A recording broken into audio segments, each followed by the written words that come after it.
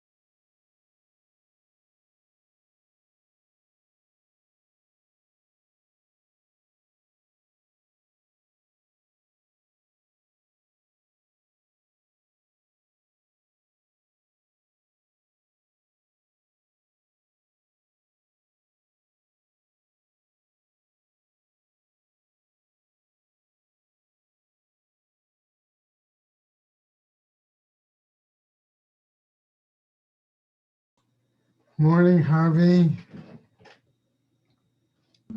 Good morning, Rabbi. How are you? Okay.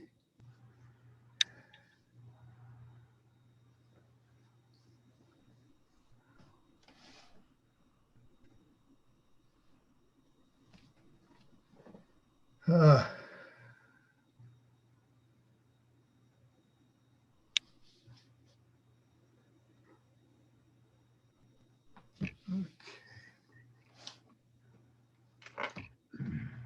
how you guys doing? All right? Not too bad. Pretty good. Is there a Shabbos morning minyan there in Ainsley? No. No? What about Friday night? I assume there is? Yes, Friday night and Motzei Shabbos.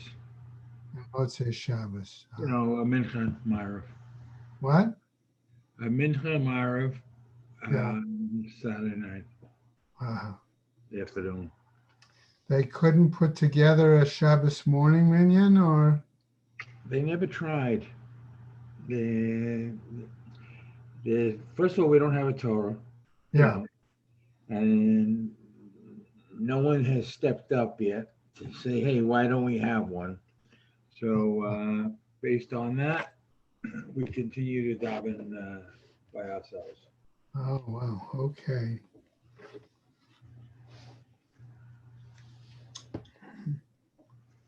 It'll come up as a subject eventually. Oh, I'm sure. I'm just a little surprised, given the number of members that are there, that I thought at least for an outdoor minyan, they might. Right. I mean, like Friday night, we have like 32 people. Yeah.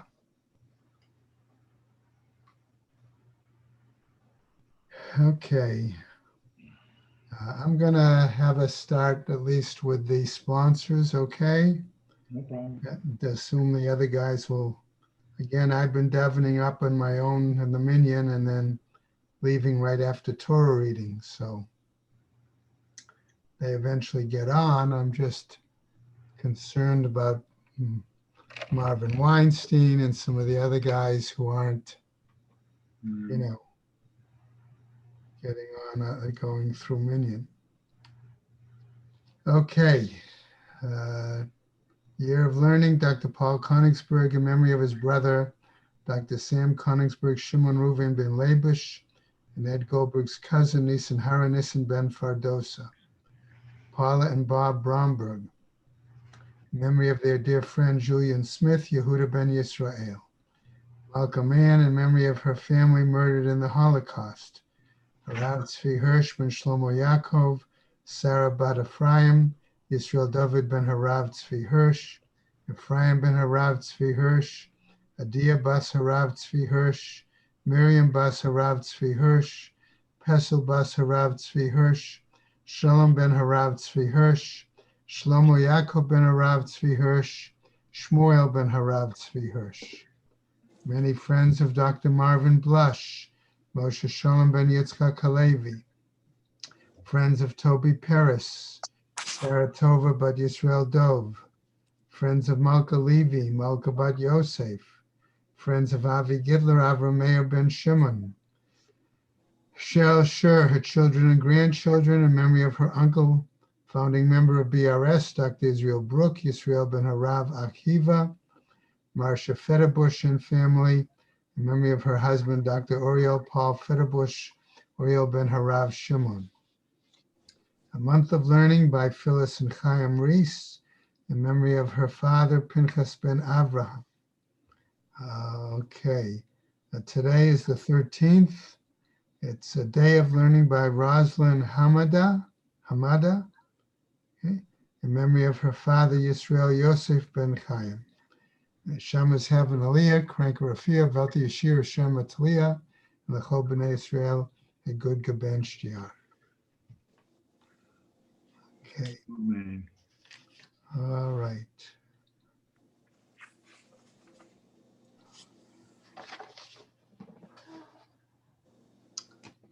Okay, I was trying to determine where we should pick up. This morning's stuff actually is 22, right? Mm-hmm. Yeah, okay. But I was looking back, even though there's a fair bit of material, just to go back to the bottom of 21.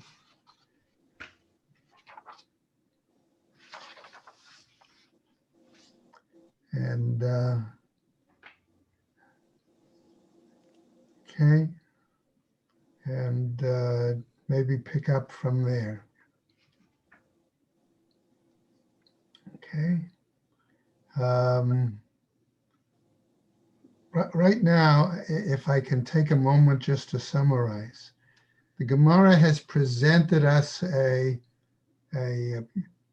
situation where Rabbi Abahu, based on the language of Rabbi Meir, has claimed that when the Torah prohibits eating, it also prohibits benefit. Okay? And the Gemara has a hard time with this position. Okay? So if we go back to, I guess, about 8 lines on the bottom of Kaf Aleph Amud Beis. Okay? And this is the where the Gemara, I'm going to sort of suggest we start. As I said, 8 lines from the bottom of 21b3, if you're using Art Scroll. Okay? Bishlema la Rabbi Meir. That's understood according to the review of Rabbi Meir. The Amar echad ger ve'echad nachri. Okay, where it says you can take this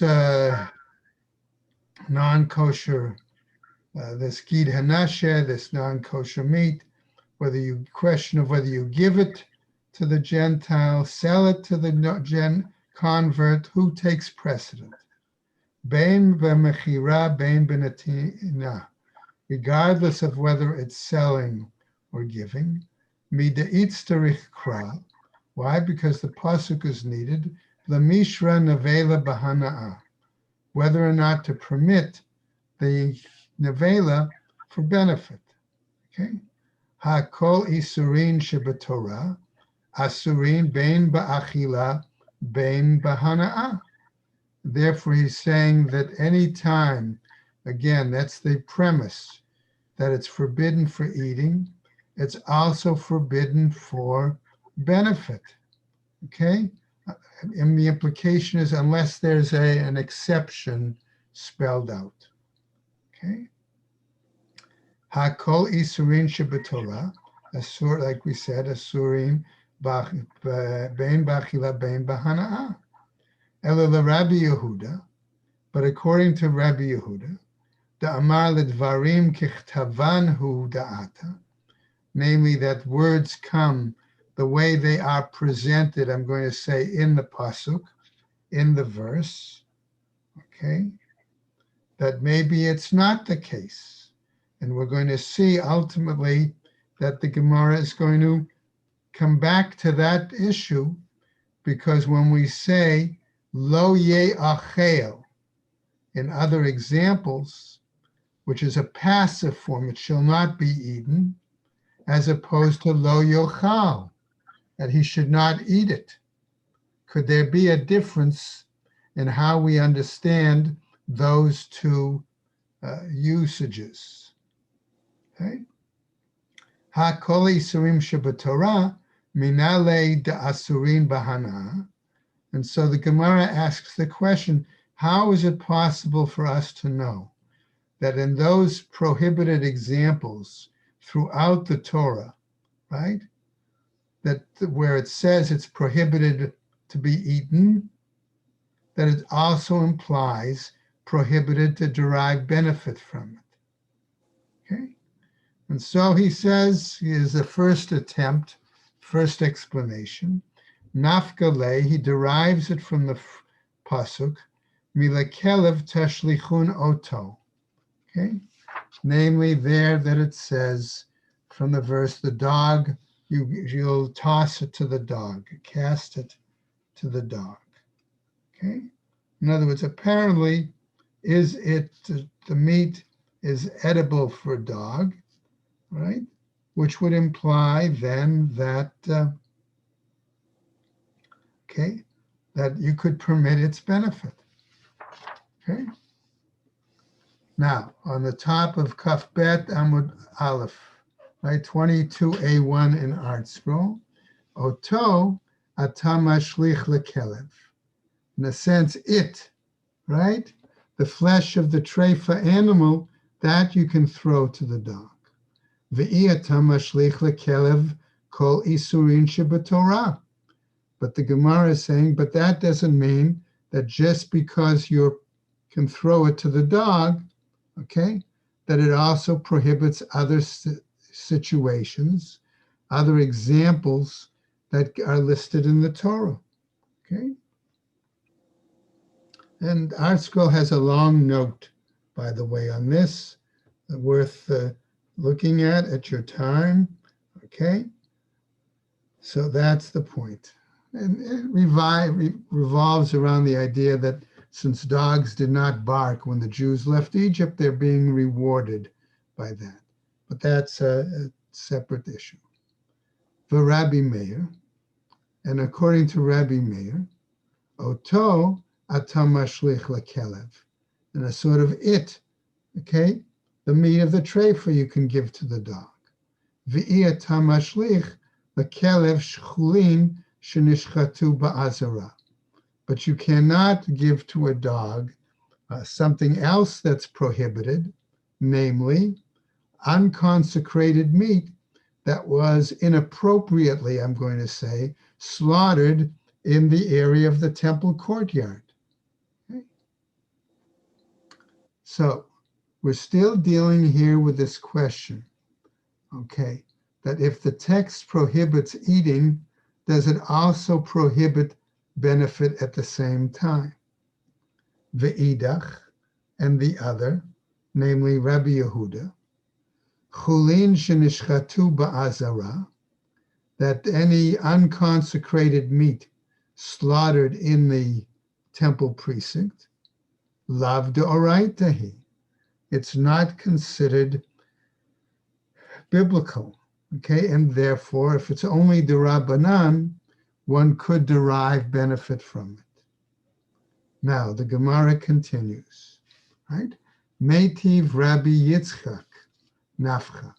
So he challenged this, okay? And we're going to see that now the Gemara is going to go on to give us a number of examples, okay, in which there's this challenge where we could say, here's an example of item X, let's say, where it's prohibited from the Torah, but that doesn't mean that it's also prohibited in Hana'ah, because we can give examples that show that there can be some Hana'ah from it.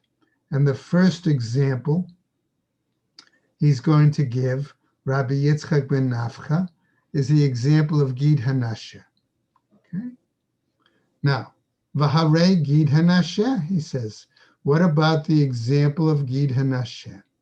The Rachamana Amar, because the Torah clearly tells us, Al Kain lo yochlu b'nei Yisrael et Gid Hanasheh. Okay, there's a clear prohibition, right, of Jews being able to eat the Gid Hanasheh, the sciatic nerve. Utznan, but also there's a Mishnah that teaches Sholech Adam Yerech, a person can send to in this case, Lenachri, to a Gentile, okay, the hind quarter, the thigh of the animal, V'gid Hanasheh b'tocho, and the sciatic nerve is inside of it, Mipnei shemekomo nikar. Why? Because the place of the sciatic nerve is recognized, is discernible. In other words, if it had been removed, one could be able to see the cutting in that piece of meat. Namely, kasava Rabbi Abahu. So therefore, this seems to tell us that Rabbi Abahu is of the opinion, keshehutra nevela, okay, when this nevela is permitted, this piece of nevela, in other words, non-kosher slaughtered meat, v'chalva, and its fat, v'gida, and its sciatic nerve, right, gid hanasheh, hutra, that's permitted from this Mishnah. So the Gemara then continues, ha-necha leman da'amar yesh begidin b'notein tam. This is acceptable to those who hold that the Gid Hanasheh maintains a taste. In other words, it has the taste of meat, right? Ele leman da'amar ein begidin b'notein tam. But according to those who say that the Gid Hanasheh does not possess any flavor, right? My ikalamema, what are you going to say then? Okay? If it doesn't have any taste, if it doesn't have a meat taste, okay, then it shouldn't be worthy of hana'ah. Okay? So the Gemara continues and asks a question. Man shamatle da'amar ein begidin benotetem. Who is it that learns or has heard that the Gid Hanasheh does not have any taste? Rabbi Shimon. It's Rabbi Shimon, the Tanya, who teaches in a Braita, Ha'ochel megid Hanasheh shel behemat me'ah, one who eats from the sciatic nerve of a tameh animal, an impure animal, non-kosher animal. Rabbi Yehuda mechayev shtayim. Rabbi Yehuda holds that he is chayev, okay, he is guilty of two items. Number one, eating Gid Hanasheh, and number two, eating from non-kosher meat. The Rabbi Shimon poter. And Rabbi Shimon actually exempts him. Why? Because Rabbi Shimon holds by the fact that the gid only applies to kosher meat. And so therefore, eating it, okay, is not a issue. It doesn't have a taste. It doesn't, it only applies to kosher meat. Therefore, he's not, if he eats it, he's exempt. So the Gemara asks, Rabbi Shimon, Hechinami da asur bahana'a. So regarding Rabbi Shimon, how is it possible then that he would, however, hold that it is prohibited for benefit? The Tanya, because it teaches in a Braita, Gid Hanasha Mutar Bahana'a Devrei Rabbi Yehuda. Okay, according to Rabbi Yehuda, Gid Hanasha is permitted in terms of benefit. For Rabbi Shimon Oser, but Rabbi Shimon forbids it because he holds like Rabbi Abahu, namely that if it's prohibited in eating, it's also prohibited in hana'ah. Okay? So we don't have clear proof at this point that prohibition of eating and equals prohibition of benefit. Therefore, we have to bring another example. V'harei dam. What about the example of blood? Okay. Why? Derachamana amar. Because again, the Torah teaches, kol nefesh mikem, right? Lo tochal dam. Okay. Namely, any person among you shall not consume blood. What happens? Right? Utznan. But then we also have a Mishnah that teaches Elu ve'elu mitarvin ba'ama v'yotzin lenachal kidron. This and this, namely blood and water, become mingled, mixed together, and they flow out through the passageway, the canal, okay, that's there at the bottom of the floor of the Mizbeach and the slaughterhouse. And that mixture flows then throughout into the Kidron Valley. V'nimkarin the gananim lezevel. And that liquid mixture is sold then to the farmers as fertilizer. Mo'alin bo. Not only that, but if they utilize it without proper payment to the temple officials, it is like they've committed me'ilah with it. Okay, so there's an example of number one, an isur. You can't consume that blood, but you can still benefit from it. Okay, so Gemara says, therefore, that would disprove Rabbi Abahu's position. Shani dam. There's an exception, Gemara says, with regards to that blood.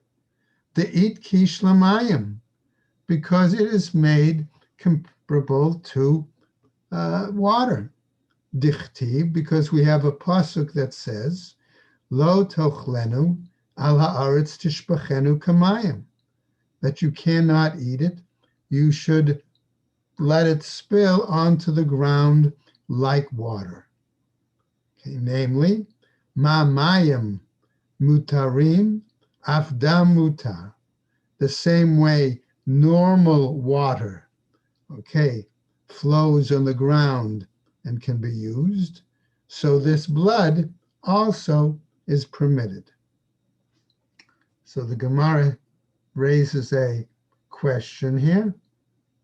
Are we sure that it's talking about normal, ordinary water? Okay. Namely, va'ema, and I might say, kemayim hamit naschim al gabei hamizbeach, maybe we're talking about the kind of water that is used for libations on the altar, right? We have the example of water libation, okay? Look at note 20 in Art Scroll on 22A3. You can see it cites Sukkot as the holiday where there's a water libation, okay? Maybe that's the case. Maybe that is the water we're talking about. Amar Rabbi Abahu ka mayim. Says Rabbi Abahu, it's like water. In other words, like regular rove mayim, like ordinary, usual water. Okay. Now, says the Gemara, another possible statement regarding Rabbi Abahu's opinion. Midei rove mayim kativ? Is it really written here that it's like ordinary water? Okay, like, is that the case? Ela amar Rav Ashi. Says Rav Ashi kimayim hanishpachim, v'lo kimayim hanisachim. It's like water that is poured and not, okay, and not water that's used as a libation. Okay. So the Gemara raises another question. Ve'ema, and I might say, kemayim hanishpachim lifnei avodah zarah. Maybe it's like the water that blood can be compared to the water poured out for idol worship. And the Gemara answers, hatam nami nisuch ikre. That also is considered a kind of libation. Dichtiv, because we have a pasuk that says, Yishtu yain nesicham. They drink it like the wine of their libations. Okay. Now, we go on to the top of Kaf Bet Amud Aleph, where we found the Gemara previously, okay, where Chizkiah challenged Rabbi Abahu that the Isur Achila and the Isur Hana'a are found in the same phrase, okay? That only eating prohibited but not benefit. So they're going to try to raise this question about the difference in the words lo ye'achel and lo yochal. Ule Chizkiah, and as far as Chizkiah who is concerned, who the Gemara challenged Rabbi Abahu's view, Lamai hilchata it kishdam lamayim. On what does he base the law that says there's an association between blood and water? Likita Rabbi Chia bar Abba. He derives that based on something said by Rabbi Chia bar Abba. Da Amar Rabbi Chia bar Abba Amar Rabbi Yochanan, who said in the name of Rabbi Yochanan, Minayin ladam kodshim she'eno machshir.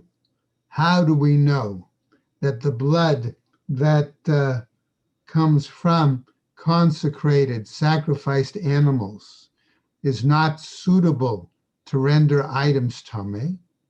Shne'amar, as it says in the pasuk, Lo tochlenu al haaretz tishbachenu kamayim.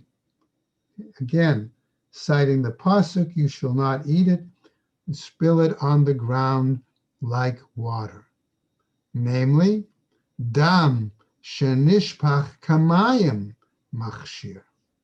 Blood that is spilled like water on the ground, that is suitable for conveying tumah. She'eno nishpach kamayim, okay, the blood that is not spilled on the ground like water, eino machshir. It is not suitable to convey tumah.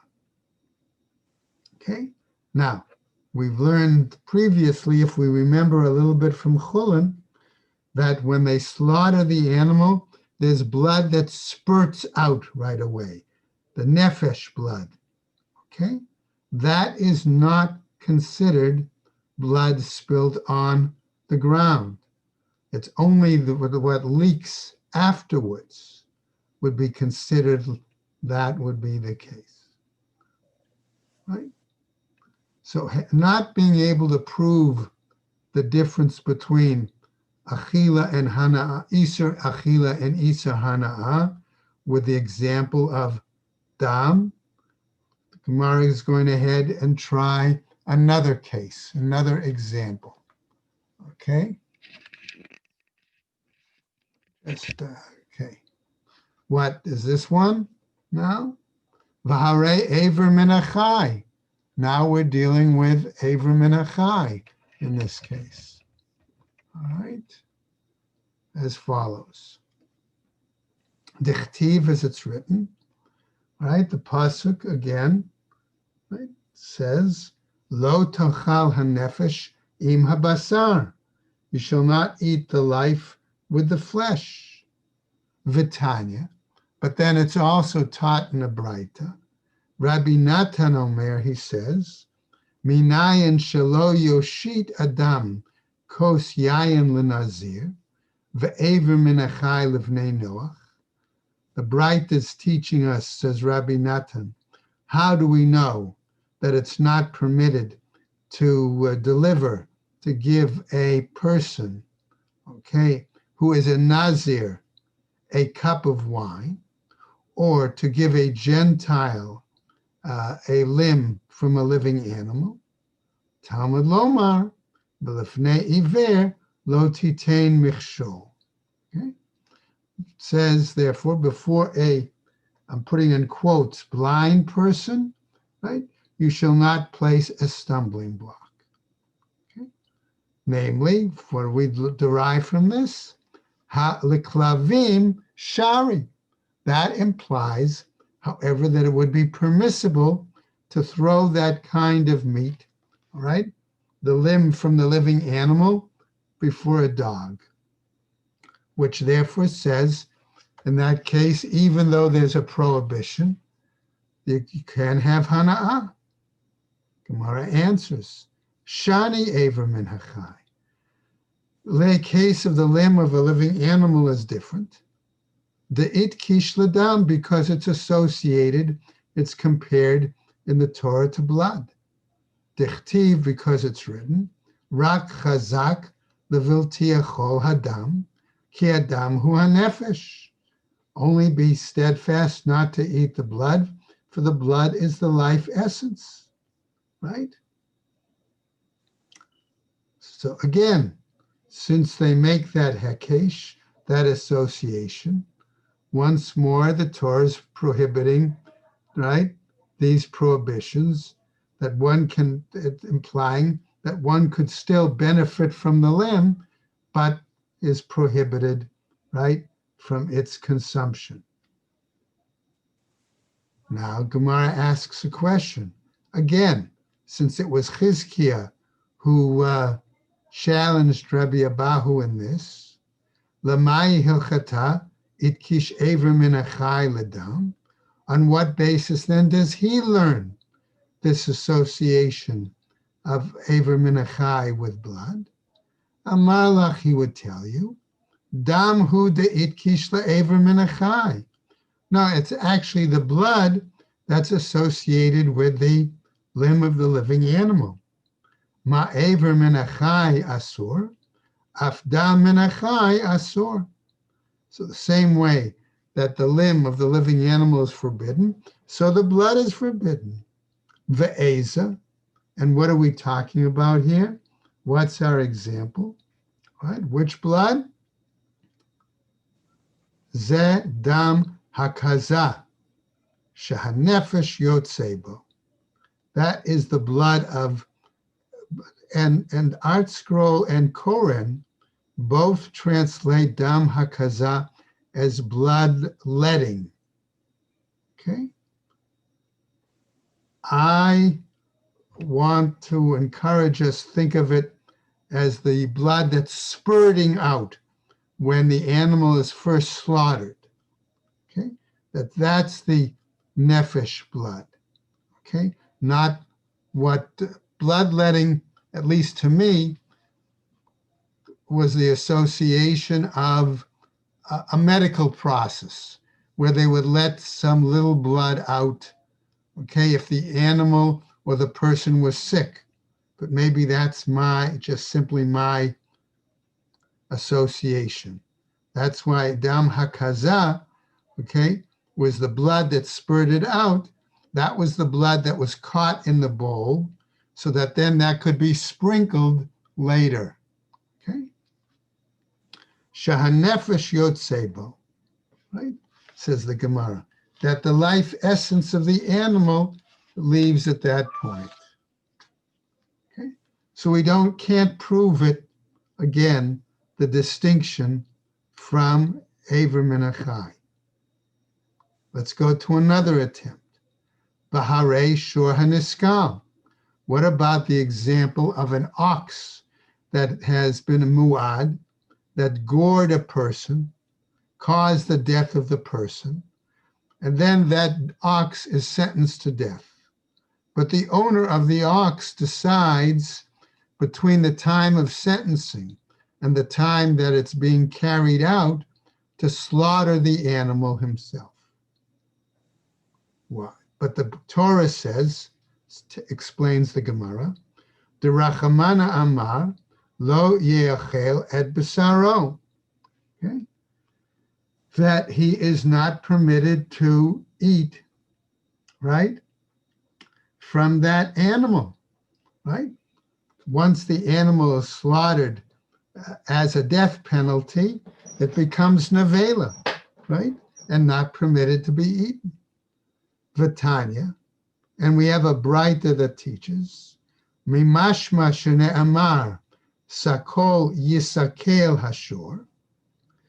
From we derive the fact that the text says in double language that the animal is to be stoned, or surely the animal is to be stoned, right?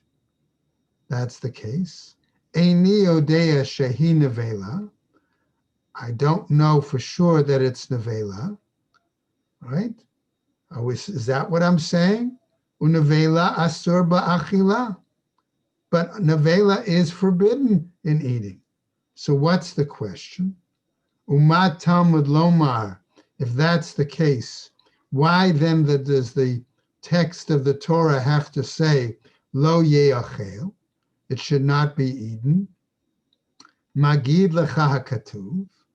Therefore, the text comes to tell us, she'im shchato la'achar shenigmar dino, that if the owner slaughtered the animal after the rendering of the decision, asur, it's still then that animal is nevela, and it's still forbidden. Ein li ela ba'achila, but that might seem to imply only in regards to eating. Bahana'a minayin. How do we know there also that it's forbidden in benefit? Talmud Lama says, the pasuk continues and then says, Uba'al hashor naki, that the owner of the animal is, let's call him clear or clean. Okay? My mashma. What do we mean by that? Shimon ben Zoma Omer. Shimon ben Zomer explains it with the following. Ke'adam she'omer lechavero yatsa ploni naki minichasav. It's colloquial language, like when a person says to another, so-and-so is cleaned out from his property. And we use that expression too, all right, that somebody lost a lot of money, he got cleaned out, right? Ve'ein lo bahem hana'a shel klum, and therefore he has no benefit from it at all, namely not from the meat, not from the hide, nothing. Ta'ama de katav habal hashor naki. The reason seems to be because the pasuk added the phrase that the owner of the animal is clear, is clean. De'imala milo ye'achel. Because if I had only learned it, I put the only in there, from the passive form of it shall not be eaten, isur achila mashma, the prohibition for eating could be derived from there. Isur hana'a lo mashma, but the prohibition of benefit could not be derived from there. Therefore, the Gemara tells us, La'olam lo ye'achel, that wherever it says it shall not be eaten, the passive form, Isur achila v'isur hana'a mashma, okay, that it implies the both of them. Excuse me. Okay, which would be the position we said of Rabbi Abahu, based on Rabbi Meir, okay, but not the position of Chizkiah. Uba'al hashor naki lahana'at oro huda'ata, which would seem therefore to imply, if they're separate things, that the owner of the ox, okay, is clear or clean from deriving benefit from the hide, the itztarich. And we need that part of the pasuk. We need both the lo ye'achel and the part that says ubal hashor naki. Salka da'atcha amina, because it's possible I could say lo ye'achel et basaro, when it's written it shall not eat its flesh. Kativ basaro, and it's written its meat. Yes, that's forbidden. Oro, no, but its hide, no. Kamashmalan comes to teach us, therefore, that both parts of the pasuk, therefore, tells us completely that both achila and hana'ah are forbidden. But the Gemara continues, okay, dealing with that particular example as a proof, and tells us the following. Ulahanach Tanai, but according to those Tanaim, demafkele lahai kra ledrasha achrina. But what about those other Tanaim who use that same pasuk, okay, and they use it for a different drasha? Namely, they use it to produce a drasha that says that if the animal is a mu'ad versus an animal that's tam, and the tam animal, if it does something, he only has to pay chatzi kofer, okay, namely a half price of atonement payment, okay, ula demei vladot, or he only has to pay, okay, a partial amount, okay, in regards to the situation of an aborted fetus, right? Hana'at oro minalaho, benefiting from its hide. How do we know this? Nafkalaho me'et basaro. They learn that from the phrase et basaro, okay? Namely, they darshan the word et, hatafel lebisaro. Et meaning something that is secondary, additional to the flesh, okay? Namely, the hide, right? So the Gemara then says, ve'idach, and the other, okay, et lo darish. The other Tanaim, they don't darshan the phrase et basaro, the word et.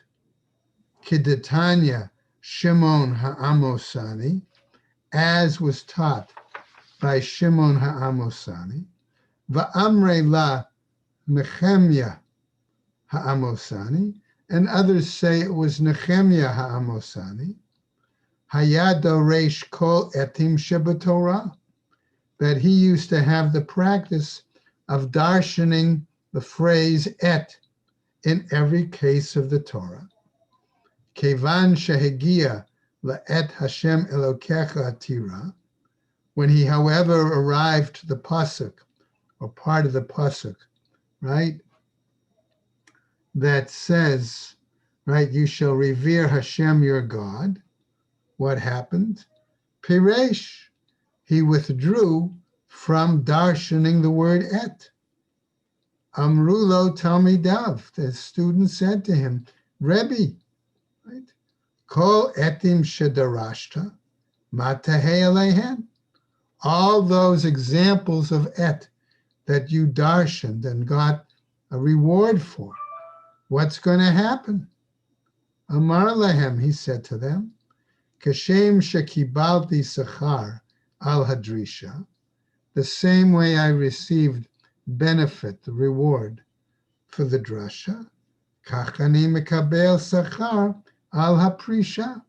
So likewise, I'll receive a reward from withdrawing from these drashas.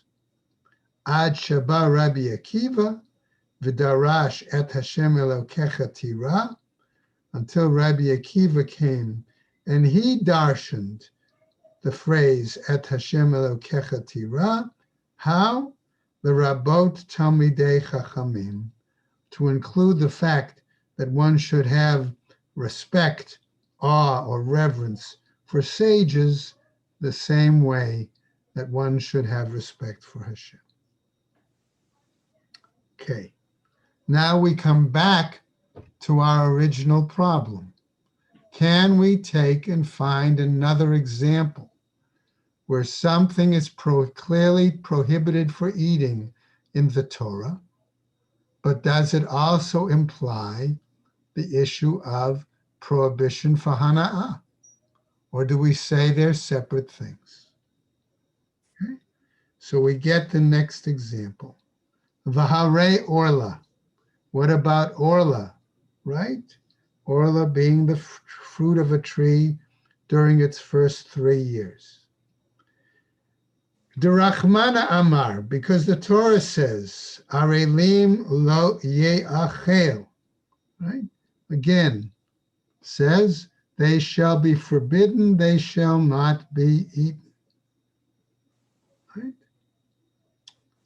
V'tanya. And we have a Braita that teaches, Arelim lo ye'achel, ein li ela isur achila. Maybe that particular phraseology of the pasuk only prohibits eating. Minayin shalo yeheneh mimenu.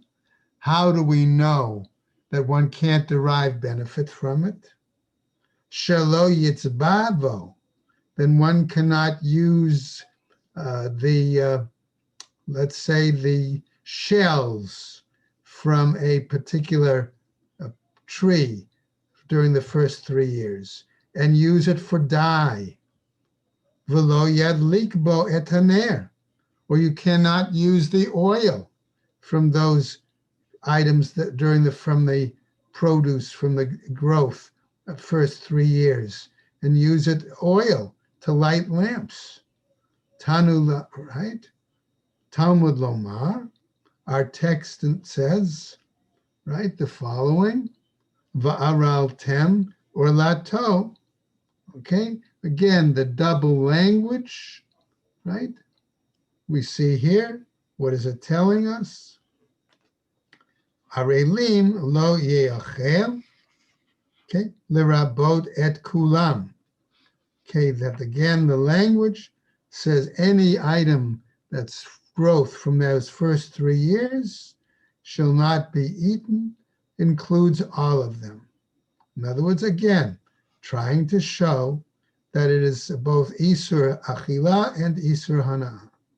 Tama de Katav Rachmana, the reason being that the Torah specifically says, V'araltem or lato arelim, okay, citing the pasuk. Ha lav hachi, says the Gemara. Okay, but we're going to see here, right, that Hava Amina, says the Gemara. Right? Right? Maybe it's possible that it says that it's regarding the fruit that's forbidden. Why does it say again they're forbidden? Right? I might say, right? Achila, Isur Achila mashma, Isur Hana'a lo mashma. Again, I might argue that just the repetition comes to simply imply that prohibition of eating, okay, is one thing. Prohibition of benefit, it doesn't intend, right? What says the Gemara? La'olam lo ye'achel mashma bein isur achila bein isur hana'ah. No, the Gemara then comes back to try to answer and say, no, when it really says in the passive form, it shall not be eaten, it implies both a prohibition for eating and a prior prohibition for benefit. Okay? Right? That was the point. Vishani hatam. And it's only different there. Dichtiv lachem. Because it's written to you, forbidden to you. Namely, v'itz tarich. And it's needed. Salka da'atach amina. Because it's possible, I might say, Hu'ilu katav lachem, since it's written for you, shelachem yehe, that it's going to belong to you. It's going to be for your use. Kamash malan comes to teach us that that's not the case. Ve'ela, but rather, hashta diktive hanach kara'ai, but rather, since it's written, these verses that seem to prohibit both benefit as well as eating, likaditanya, okay? That's why it's taught, okay? Lachem lerabot et hanatua. Others say, when it says to you, it means to include that which was planted, we'll go over a little bit, the rabim, planted for public use. But Rabbi Yehuda Omer, lahotzi et hanatua, the rabim. And Rabbi Yehuda says instead that it comes to exclude that orla is prohibited, okay, that which is planted for, again, public use. Now, Gemara, going to stop there today, but the Gemara is going to continue with this discussion of orla and show again, okay, the views, the different views, and ultimately it's going to try to come up with one more, at least one more example to try to see whether we can say, okay, that Achila and Isur Hana are really based on the same language and are together. Okay? So everybody have a good day and a happy Hanukkah. Okay? And we'll pick up. You too. And happy Hanukkah. Thank you. Have a happy. Okay? Thank you very much. Happy Hanukkah to one and all. Thank you. All for one for all, every man for himself. Be well.